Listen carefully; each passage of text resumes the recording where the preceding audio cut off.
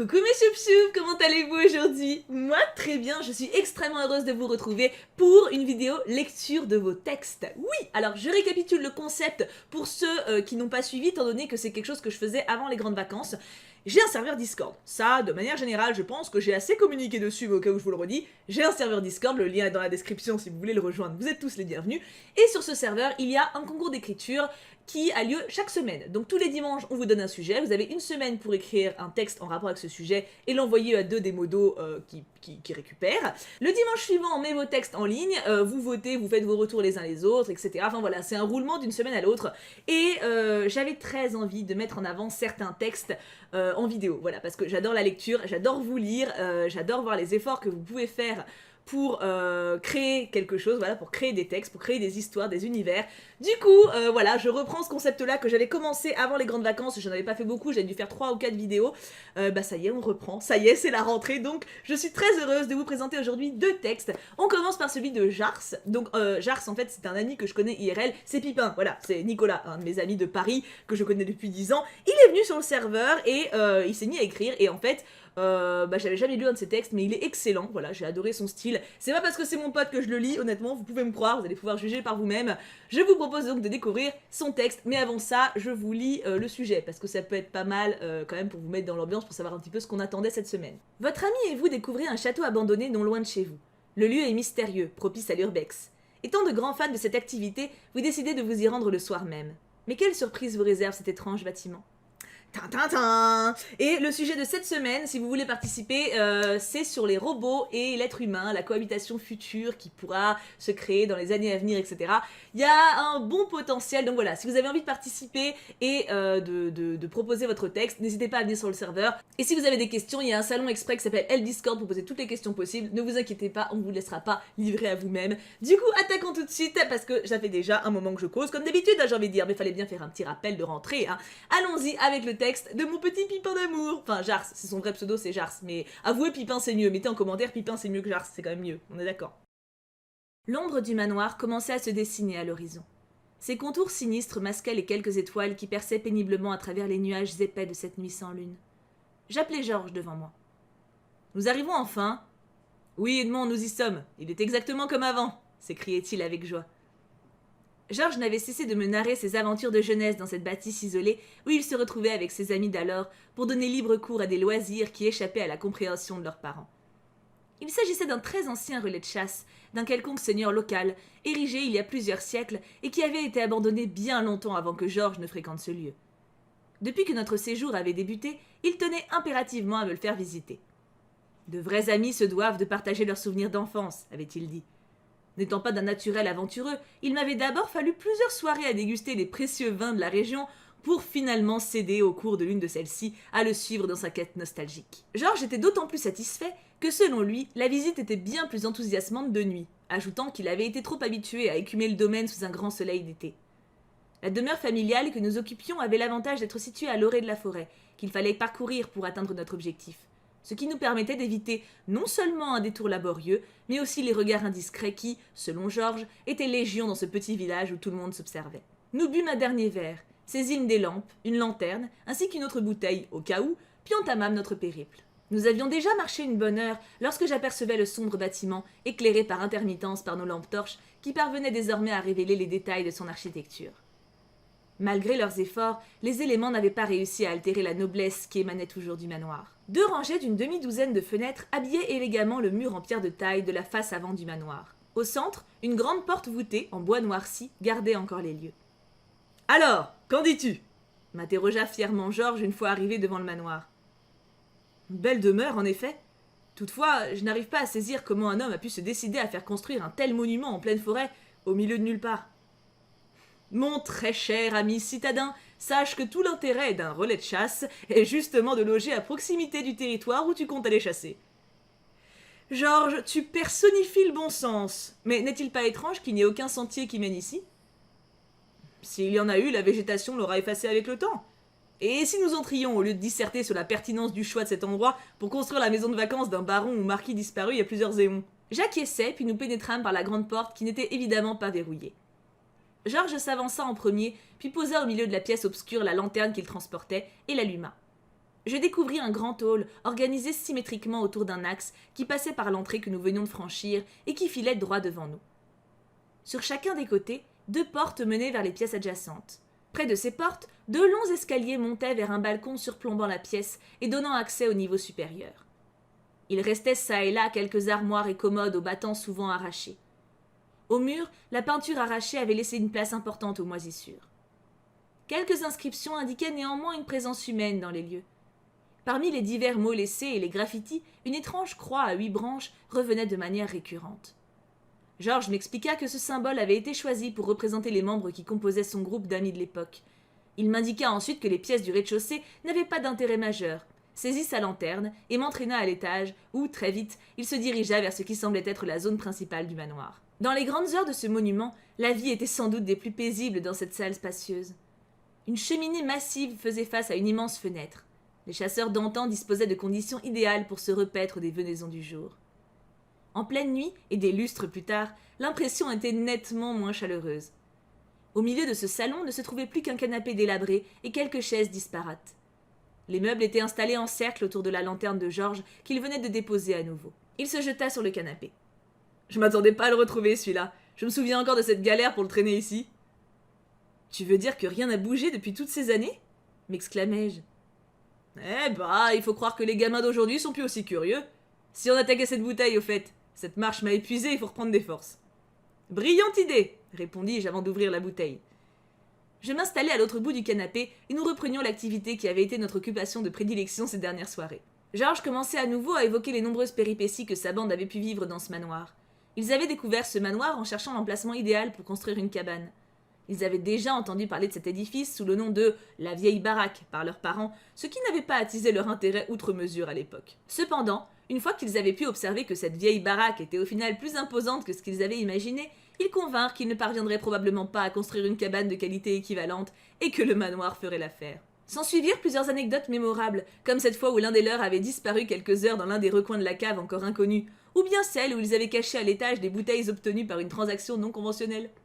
À l'évocation de ce larcin, il constata que notre bouteille était vide, et notant ma passivité de plus en plus flagrante, il prit sur lui d'aller vérifier si, à part le canapé et les chaises, il ne restait pas également quelques-unes de ces bouteilles. Il se leva et, légèrement claudiquant, se dirigea vers l'une des pièces inexplorées en quête d'un de ses trésors oubliés. La longue marche, l'heure avancée, ainsi que le vin, commençaient à avoir raison de moi, et tandis que j'observais la lanterne pour tenter de rester éveillé, je finis par m'assoupir. Alors que la fin de soirée avait été agréable, mon repos fut des plus troublés et marqué par une sourde angoisse qui envahissait progressivement chaque parcelle de mon esprit. On eût dit que mon inconscient profitait de mon sommeil pour me rappeler que j'étais seule et ivre dans une vieille maison abandonnée, en pleine nuit et au milieu d'une vaste forêt. Cette pression croissante me fit croire que je n'étais pas réellement endormie, mais plutôt dans un état semi-végétatif, probablement lié au pinot noir. Je rêvais pourtant de ces rêves étranges qui parfois nous remémorent des instants venant d'être vécus. La forêt, les nuages, le manoir et la croix à 8 branches. Cette croix qui m'avait singulièrement intriguée lorsque je l'avais aperçue revenait me hanter. Je ne sais pourquoi, mais je n'avais pas réussi à croire Georges lorsqu'il m'expliquait que 8 enfants avaient pu s'entendre sur un signe qui dégageait une aura aussi délétère pour symboliser leur amitié. Elle semblait s'amuser de mon inquiétude grandissante vis-à-vis d'elle, et tel un être doué de raison, riait clairement de moi. Ce rire pernicieux devint tellement intense que je me réveillai. Georges n'était toujours pas revenu. Je regardais ma montre et constatais qu'une bonne heure s'était écoulée depuis que je m'étais endormie. La lanterne était toujours installée au centre de la pièce, mais sa lumière commençait à vaciller. L'inquiétude née pendant mes rêveries lugubres avait survécu à mon éveil. Elle s'était même accrue lorsque je prenais conscience que Georges aurait dû être de retour depuis longtemps. Peut-être s'était-il lui aussi assoupi à proximité de son vin antique? Je me décidai à partir à sa recherche dans la sombre demeure. Il n'avait naturellement pas précisé où il s'était dirigé. J'étais donc contraint de visiter chacune des pièces du manoir armée de ma torche. Je parcourais en premier lieu la totalité de l'étage où je me trouvais. Les salles se suivaient et se ressemblaient. Partout, ces murs décrépits et cette obscurité omniprésente malgré les fenêtres s'envolaient. Et la croix, je la voyais partout tant elle aimantait le faisceau de lumière de ma lampe. Ce qui m'était d'abord apparu comme un motif un peu obscène se transformait peu à peu en une myriade d'yeux qui ne se contentaient pas de m'observer pour le compte d'une entité inconnue. Ils clignaient, avec malice, pour me guider dans les dédales auxquels j'étais confrontée. Je pensais poursuivre ma recherche, mais en réalité je suivais machinalement le chemin qui m'était dévoilé. Je n'avais guère d'autre choix, perdu que j'étais dans ce manoir toujours plus étendu. Le plancher, puis les escaliers, glissaient sous mes pas sans que je puisse déterminer si j'avais déjà inspecté les environs. Des marches menant à un sous-sol apparaissaient alors devant moi. Tandis que je m'interrogeais sur la pertinence de poursuivre ma route, je m'étais déjà enfoncé dans la cave où un des amis de Georges avait disparu jadis. Je déambulais dans les couloirs qui s'étendaient bien au-delà de la surface occupée par l'ancienne demeure. J'avançais dorénavant sans but, dirigé par un instinct sous l'influence des croix qui habitaient également le souterrain. L'obscurité était complète, mais le silence n'était plus uniquement interrompu par ma marche. J'entendais au loin ce qui paraissait être des voix. J'estimais ma situation tellement désespérée que je m'accrochais à présent à ces signes de vie et ne m'orientais plus qu'aux sons susceptibles de me sauver de ma solitude. J'arrivais à mes fins en apercevant un fin rayon de lumière au sol. En m'approchant, les voix devenaient plus distinctes. Des humains se tenaient bien derrière la porte qui laissait s'échapper des photons si peu courants dans cet antre. Je saisis la poignée en métal argenté qui se présentait et l'actionnai, excité et terrifié parce que j'allais bien pouvoir rencontrer une fois la barrière franchie. Je pénétrais dans une crypte aux frontières indéterminées. Plusieurs torches avaient été disposées circulairement et éclairaient la chambre sépulcrale. Au-delà de ce périmètre, on distinguait des statues représentant des créatures informes, ornées aux pieds par des installations malsaines faites en ossements. Au centre de la roue enflammée, une grande table ronde prenait place. La croix à 8 branches était gravée à sa surface et occupait les 2/3 du disque. Au bout de 7 de ces branches se tenaient des silhouettes humanoïdes recouvertes de coules grises. Mon entrée n'avait pas perturbé leur psalmodie effectuée dans une langue au son irréel. Je remarquai que la 8e branche était pointée vers moi lorsqu'ils stoppèrent tous simultanément et prirent acte de ma présence. L'énigmatique moine qui semblait diriger la procession retira son capuchon et me fixa intensément. Je n'avais jamais vu ce regard chez Georges. Lui qui avait toujours dégagé une bienveillance confondante exprimait à cet instant une gravité qui m'emplit d'effroi. Sans un mot, il me pointa du doigt. Aussitôt, 2 de ses disciples me saisirent, s'emparèrent d'un couteau, m'entaillèrent la main et disposèrent le sang versé à l'extrémité de la branche qui me désignait. Je ne leur opposais aucune résistance, pétrifié par la scène à laquelle j'assistais. Ils retournèrent ensuite à leur place initiale. Tous entamèrent alors le rituel qu'ils venaient de m'imposer. La tâche accomplie, une gigantesque flamme prit naissance au centre de la table et la croix se mit à briller d'un pourpre éclatant. La fumée émise scintillait de manière surnaturelle. Elle gagnait en volume et était habitée par 1000 visages hideux qui semblaient pourtant n'appartenir qu'à un seul être. Il n'y avait plus aucun doute quant à l'unicité de la créature cauchemardesque qui venait de se manifester lorsque cette dernière s'adressa à moi. Elle parlait la même langue que Georges et ses sectateurs, mais le volume de sa voix m'était insupportable. Chacune des syllabes prononcées provoquait des séismes terribles dans mon esprit et transperçait mon âme. Je poussais des hurlements de terreur inaudibles, masqués par le vacarme ahurissant. J'étais écrasé par la domination totale qui m'était imposée et m'écroulais à genoux en sueur et tremblant. Pour une raison inexpliquée, je commençais néanmoins à comprendre les paroles de la déité ainsi que ses intentions. La masse insensée et chaotique qui m'asservissait révélait des aspects d'une magnificence peu commune. L'horreur que j'avais ressentie mutait en exaltation devant la puissance formidable qui se déployait sous mes yeux. À présent que j'avais été illuminé de sa gloire, je ne souhaitais rien d'autre que le servir. Il m'avait promis une place de choix dans le monde parfait qu'il établirait une fois libre. Georges m'adressa un sourire narquois. Nous partagions désormais un même espoir. Il arrivait.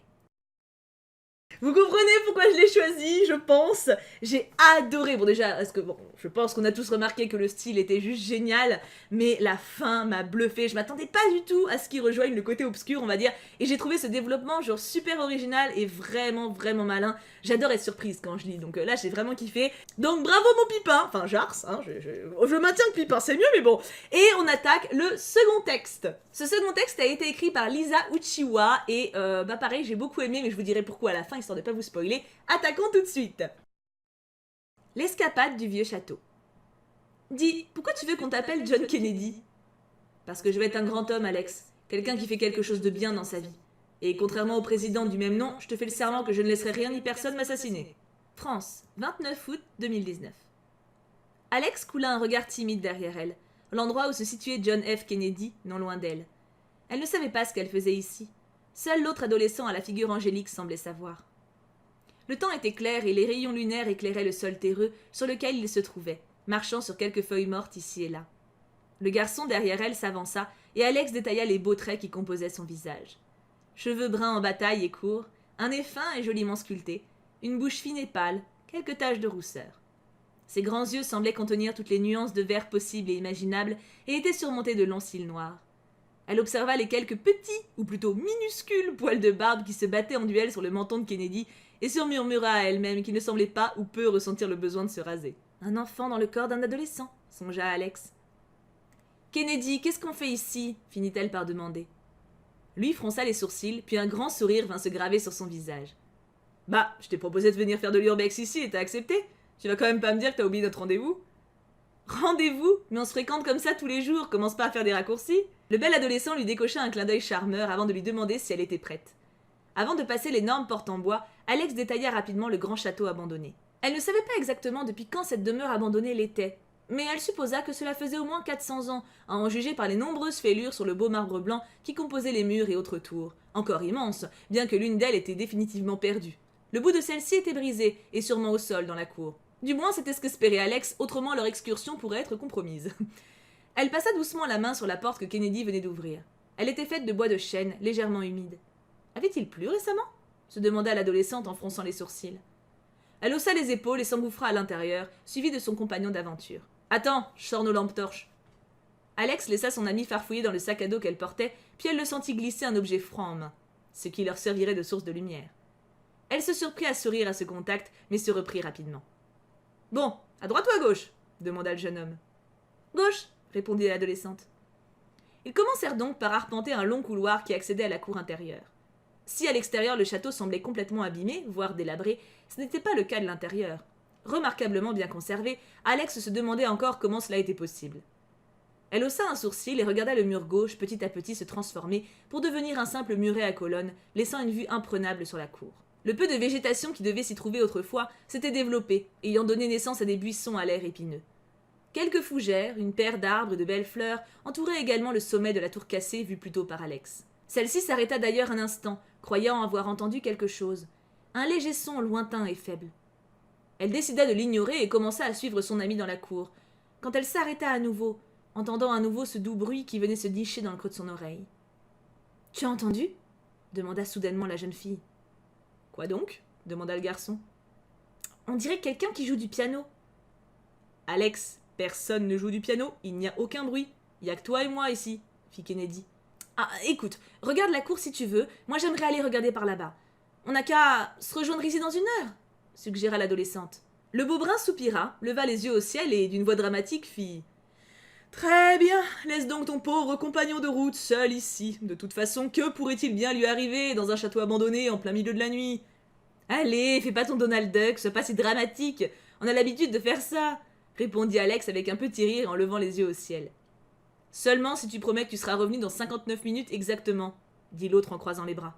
« Très bien, mon petit canard, dans 58 minutes pétantes, je serai ici. » Elle lui fit un signe de la main puis s'éloigna, désireuse de connaître d'où venait ce bruit. Comme envoûtée par la musique qui s'intensifiait de plus en plus, elle ne fit plus trop attention aux nombreuses salles et aux nombreux couloirs qu'elle empruntait, ni même aux obstacles qu'elle surmontait, car au fur et à mesure qu'elle avançait, bon nombre de choses s'avéraient cassées, détruites par l'usure et le temps. Tout cela la mena à une chose, une salle de musique, petite, sombre et poussiéreuse, qui n'avait dû que peu servir, chose plutôt rare dans un château. Et les ménestrels alors? Ils ne venaient jamais jouer ici? Je sais que la salle est plutôt petite, mais les têtes couronnées ou les nobles qui vivaient ici devaient bien recevoir des musiciens, pensa tristement Alex. Et ce piano, depuis quand il est là? Il est bien moins vieux que les fondations de ce château abandonné. Et même, comment se fait-il que j'ai entendu de la musique alors même que personne d'autre que Kennedy et moi ne soyons là? Elle avança doucement vers l'immense piano à queue, très peu sale, et toucha quelques notes du bout des doigts. Elle sentait une puissante attraction émaner de ce piano. Elle ne savait pas ce qui se passait dans ce château, et elle ne le saurait sûrement jamais, mais elle trouvait cela magique. C'était à la fois fascinant et incroyablement terrifiant, et cet urbex s'inscrivait d'ores et déjà dans son esprit comme le meilleur qu'elle ait jamais fait. Elle continua de jouer au piano un petit moment, se perdant dans ses pensées profondes, avant qu'elle entende des rires d'enfants. Quoi encore? Elle regarda autour d'elle, mais rien. Non loin d'elle, des bruits de pas se firent également entendre, et elle tourna la tête dans la direction qui venait d'attirer son attention. Les poils de ses bras se hérissèrent, et une goutte de sueur se forma sur son front. Son propre reflet sur la vitre d'où provenaient de minces rayons lunaires la fit sursauter, et alors même qu'elle songeait dire que j'ai osé traiter Kennedy de poule mouillée, elle prit ses jambes à son cou. Elle dévalait les escaliers menant à la salle de musique à toute vitesse. Faire le chemin en sens inverse s'avérait compliqué, car elle ne se rappelait plus des couloirs et des salles empruntées il y a 1 heure de cela. Encore paniquée par les rires et les bruits de pas qu'elle venait d'entendre quelques minutes plus tôt, elle projetait les rayons de sa lampe torche partout à l'endroit où elle se trouvait. Elle respirait vite et elle ne pouvait pas s'empêcher de s'arrêter sur les détails inutiles du style « Cette toile d'araignée était-elle vraiment là lors de mon premier passage ?» Elle décida alors de se calmer et se concentra à calmer sa respiration. Elle allait retrouver son chemin et en profiter pour mieux regarder autour d'elle. Elle allait avoir des choses à raconter à Kennedy. Il se moquerait d'elle, mais elle préférait largement ça que d'être toute seule ici, dans cet endroit terrifiant, lugubre et sûrement hanté, bien qu'au fond d'elle, elle espérait seulement que ce soit une farce de sales gamins ne sachant que faire de leur nuit, même si cela aurait été bizarre que leurs parents les laissent vagabonder. Une fois plus calme, elle reprit sa route. Une chose l'étonnait. Étaient-ils les premiers à explorer cet endroit ? Aucun tag ne se trouvait sur les murs. Pourtant, ce château n'était pas forcément discret. Quiconque traversait la forêt environnante tombait forcément dessus. Alors soit il y avait une légende dont il n'avait pas entendu parler, soit ce lieu n'existait même pas et c'était une hallucination. Ou alors, ils étaient vraiment les seuls à avoir ressenti l'envie de découvrir les secrets qu'ils recelaient. Piste qu'Alex écarta presque instantanément. Retrouver la cour intérieure fut un travail long et assidu, mais après l'aventure qu'elle venait de traverser, revoir le sourire enjoué de Kennedy lui fit chaud au cœur. Celui-ci, assis sur un rebord de muret, lui fit un signe de la main. Il semblait avoir exploré quelques endroits lui aussi. « Alors » demanda Alex. « Tu commences, fit Kennedy, histoire que je t'excuse d'être en retard. » Elle lui donna un léger coup de poing dans le ventre et celui-ci grimaça. Puis elle lui expliqua tout ce qui lui était arrivé. Le piano, ce sentiment de magie régnant dans le château. Son ami la regarda et il sut qu'elle ne plaisantait pas. Alex était là, à toucher ses longs cheveux noirs bouclés, d'un geste mélangeant stress et peur. D'un geste tendre, l'adolescent se leva, l'attrapa et la serra contre lui. Leur étreinte dura un moment, mais la jeune femme cessa un instant de trembler. Lui, la gardant dans ses bras, lui répondit d'une voix sûre. « Ça ne m'étonne pas. Je n'avais jamais vu cette vieille bâtisse avant, et pourtant je suis de la région. Et de mon côté, j'ai très peu quitté la cour intérieure. J'y suis rapidement revenue parce que j'ai vu quelque chose. Enfin, quelqu'un, commença l'adolescent. Il fit une pause, sembla choisir ses mots, puis reprit. Dans la salle que j'ai visitée, j'ai vu une fille. C'était ta sœur jumelle, Reyes. Je ne sais pas vraiment ce qu'elle faisait là, et on a philosophé un moment, et puis comme si elle n'était qu'une apparition, elle a disparu d'un coup, comme ça. Le visage d'Alex se décomposa et pâlit. Doucement, elle recula de son ami qui la regarda. « Qu'est-ce qu'il y a » demanda le garçon. « Kennedy, c'est impossible que tu connaisses Reyes. Elle a disparu avant qu'on se rencontre, et je ne l'ai jamais mentionnée, » murmura-t-elle. Alex se réveilla en sursaut. Ce n'était qu'un rêve, un cauchemar. Son cœur battait à tout rompre dans sa poitrine. Sa gorge était sèche et elle tremblait. Des milliers de questions se bousculaient dans sa tête, avec un prénom revenant sans cesse. Reyes. Elle se tourna sur le côté pour voir le corps endormi de Kennedy non loin d'elle, qui dormait paisiblement. Leur petit campement de fortune destiné à se protéger des veilleurs était petit, et elle songea qu'elle s'excuserait avec un simple « J'ai beaucoup bougé cette nuit demain matin ». Elle se déplaça dans son sac de couchage, et au bout de quelques minutes, elle vint s'étendre contre son amie. Ce n'était pas le 29 août 2019, c'était le 29 août 2029. Et leur monde n'était plus celui d'il y a 10 ans. Il était moche, effrayant, et avec cette soudaine apocalypse zombie, se réveiller le lendemain était loin d'être une certitude. Après avoir sorti ses bras du sac de couchage et les avoir enroulés autour du corps de Kennedy, juste sous la tête de son défunt meilleur ami, Jean-Michel Zombie, les yeux d'Alex se fermèrent petit à petit, tandis que la simple phrase de Reyes, prononcée il y a quelques mois plus tôt, résonnait dans sa tête. « On est comme dans The Walking Dead, Alex. » Si j'avais su, j'aurais vécu ma meilleure vie, il y a 10 ans, avant que cette saleté d'apocalypse nous tombe dessus et que ma sœur ne disparaisse. Je vous montre ces messages de fin parce que du coup il y a quelques explications sur l'univers qu'elle a créé, sur les surnoms qu'elle a choisis, etc. Moi j'avais demandé d'où ça venait le Jean-Michel Zombie parce que pour le coup j'avais pas compris qui c'était. Et en fait c'est le meilleur ami de Kennedy qui est mort et il garde sa tête en souvenir. Voilà, non mais bon, chacun fait ce qu'il veut, hein, après j'ai envie de dire. Hein. Alors celui-ci je l'ai choisi parce que j'ai adoré la relation entre les personnages et j'ai totalement cru en leur alchimie, j'ai totalement été transportée par eux en fait tout simplement, j'ai vraiment cru en leur existence. Et bon la fin est un peu chelou, enfin genre j'ai eu du mal à comprendre au début, mais c'est très malin je trouve d'avoir mis le contexte de survie, le rêve, etc. C'est bien amené, c'est pas fait de manière cliché, enfin moi il m'a beaucoup plu.